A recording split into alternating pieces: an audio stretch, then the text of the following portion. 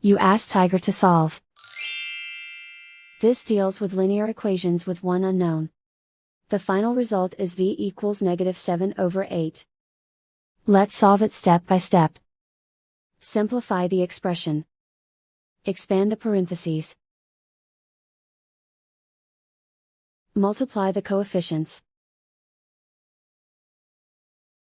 Simplify the arithmetic.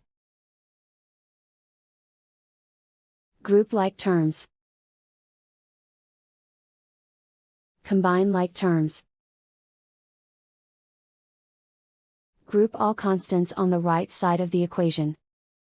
Add 70 to both sides.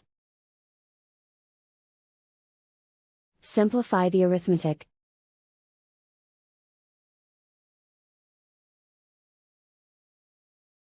Isolate the v. Divide both sides by -80. Cancel out the negatives. Simplify the fraction. Move the negative sign from the denominator to the numerator. Find the greatest common factor of the numerator and denominator. Factor out and cancel the greatest common factor.